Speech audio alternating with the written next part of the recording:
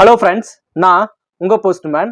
மோடி அரசு பிஜேபி இருக்குல்ல, நம்ம இந்தியாவில் இருக்கிற தெற்கு மாநிலங்கள் எதுனா கேரளா, கர்நாடகா, தமிழ்நாடு, இந்த மாதிரி ஆந்திரா, இந்த மாதிரி தெற்கு மாநிலங்கள் இருக்குல்ல, இந்த தெற்கு மாநிலங்களில் மோடி எலெக்ஷனில் நின்னா கண்டிப்பாக தோல்வி தான். ரொம்ப வீக்கு இந்த தெற்கு மாநிலங்களில். இது ஒரு பக்கம் இருக்கா, இந்த பக்கம் வாங்க. வட மாநிலங்கள். இந்த வட மாநிலங்கள் எதுனா அருணாச்சல பிரதேஷ், அஸ்ஸாமு, அதுக்கப்புறம் மிசோராமு, நாகாலாந்து, இந்த மாதிரி வட மாநிலங்களில் மோடி பயங்கர ஸ்ட்ராங்கு. எலெக்ஷனில் நின்னா கண்டிப்பாக வெற்றி தான். இப்படி இருக்கும் பொழுது மோடி கடந்த 2 வருஷமாக படாத பாடுபடுறாரு இந்த வட மாநிலங்கள்லேயே. ஏன்னா அங்கே இப்போது பயங்கர ஸ்ட்ராங்காக இருக்கிறது காங்கிரஸ் இருக்குல்ல, காங்கிரஸும் ஆம் ஆத்மியும் மோடி அரசை எப்படியாவது தோக்கடிக்கணும், வட மாநிலங்களில் ஜெயிக்கவே விடக்கூடாது அப்படின்னு பயங்கர ஸ்ட்ராங்கோட காம்படிஷன் கொடுத்துட்டு இருக்காங்க. ஆம் ஆத்மி கட்சியும் காங்கிரஸ் கட்சியும் மோடி அரசுக்கு எதிராக. எப்படியாவது மோடி அரசு முட்டி மோதி ஜஸ்ட் பாஸாத ஆகி கடைசியில் மோடி அரசு இந்த வட மாநிலங்களில் ஜெயிச்சிட்டாங்க. சரி, இப்படி இருக்கும் பொழுது இப்போ கொஞ்சம் வருஷமாக வட மாநிலங்களில் மோடி அரசு ரொம்ப வீக்காக இருக்குது.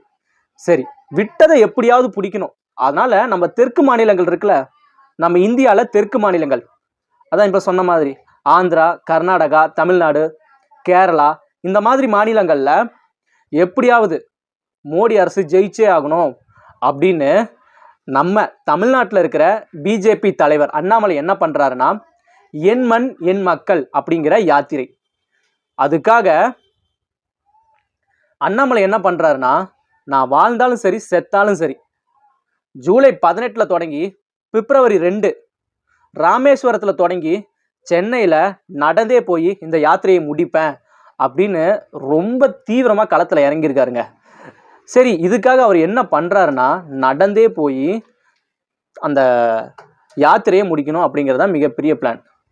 ஓகேங்களா? இப்படி இருக்கும் பொழுது அண்ணாமலைக்கு டைரக்டாக அதிமுக கிடையாது, திமுக கிடையாது, இவங்க யாரோட சப்போர்ட்டும் கிடையாது.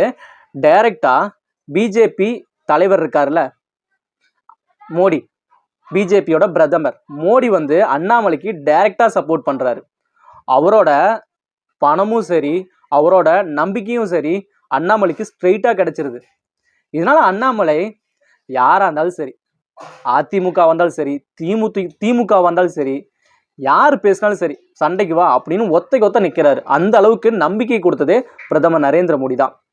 சரி, இப்படி இருக்கும் பொழுது இந்த அண்ணாமலைக்கு மோடி எவ்வளோ சப்போர்ட் பண்ணுறாரு தெரியுமா? உங்களுக்குலாம் இது வரைக்கும் தெரியாது. மோடி விஜயகாந்த் இறந்தார்ல, விஜயகாந்த் இறந்ததுக்கு அப்புறம் விஜயகாந்தை பற்றி பயங்கரமாக புகழ்ந்து பேசுறாரு. விஜயகாந்த் சாரை பற்றி மோடி என்ன சொல்றாருன்னா, விஜயகாந்த் ஒரு கேப்டனா இருக்கிறது சினிமாவில் மட்டும் இல்லை, அரசியல்லையும் ஒரு கேப்டன் தான்.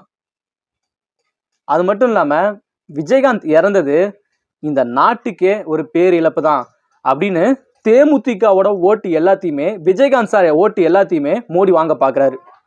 ரெண்டாவதா, இப்போ திருச்சியில் ஏர்போர்ட்டை திறந்து வைக்கிறதுக்காக மோடி வந்திருந்தார், நம்ம எல்லாருக்குமே தெரியும். அப்படி இருக்கும்பொழுது அங்கேயும் ஒரு மாநாடு நடத்தி மோடி அங்கே இருக்கிற ஓட்டுங்களை சம்பாதிக்க பார்க்குறாரு. இதை பார்த்த திமுகவுக்கு ஒரு பக்கம் அல்லு, அதிமுகவுக்கு ஒரு பக்கம் அல்லு. என்னப்பா மோடி இந்த தடவை லோக்சபா தேர்தலில் ஜெயிக்காம விட மாட்டாரா அப்படின்னு ஒரு பக்கம் பயங்கர அல்லுல இருக்காங்க. இது வரைக்கும் மோடி நம்ம தமிழ்நாட்டுக்கு 2 டைம் வந்திருக்காருங்க.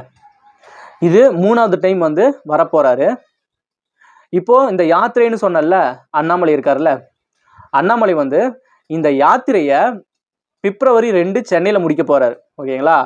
அதுக்காக நரேந்திர மோடி அந்த சென்னைக்கு பிப்ரவரி 2ஆம் தேதி அங்கே ஒரு மாநாடு மாதிரி நடத்தி பிஜேபி ஓட்டை வாங்க பார்க்குறாரு.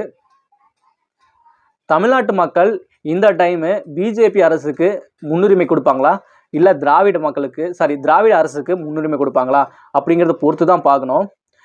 இப்போ கூட நேற்று பார்த்தீங்கன்னா கும்பாபிஷேகத்தில் பிரதமர் நரேந்திர மோடி கலந்துக்கிறாரு. அதனால தமிழகத்திலிருந்து ரஜினியிலிருந்து நிறைய பேர், இப்போ இளையராஜா சார்லேருந்து நிறைய பேர் பார்த்தீங்கன்னா அந்த கும்பாபிஷேகத்தில் கலந்துக்கிறாங்க. அர்ஜுன் கொண்டு சொல்கிறாரு, பிஜேபி அரசு வந்ததுக்கு அப்புறம் தான்ப்பா இந்த அயோத்தியில் ராமர் கோயிலை கட்ட ஆரம்பித்தாங்க. இதுக்கெல்லாம் மோடியோட சப்போர்ட், மோடியோட நம்பிக்கை, இதெல்லாம் காரணம் தான். இப்போது நம்ம இந்துக்களுக்கு மிகப்பெரிய ஆசை, நம்ம அயோத்தியில் எப்படியாவது ஒரு ராமர் கோயிலை கட்டிடணும் அப்படின்னு இந்துக்கள் நம்ம எவ்வளவு ஸ்ட்ராங்காக யோசிச்சுட்டு இருந்தோமோ, நம்மளோட ட்ரீம் எல்லாத்தையுமே நரேந்திர மோடி கம்ப்ளீட் பண்ணி கொடுத்துருக்காரு அப்படின்னு நிறைய பேர் பிரதமர் நரேந்திர மோடி பற்றி புகழ்ந்து பேசுகிறாங்க. பொறுத்திருந்து பார்க்கலாம். அடுத்ததாக நம்ம தெற்கு மாநிலங்களில் ஆந்திரா, கர்நாடகா, கேரளா, தமிழ்நாடு, இந்த மாதிரி நம்ம தெற்கு மாநிலங்களில் மோடி அரசு புதுசாக அவங்களோட கட்சி கொடியை நிறுத்துவாங்களா, இல்லை திராவிடமே நிற்குமா அப்படிங்கிறத பொறுத்து தான் பார்க்கணும்.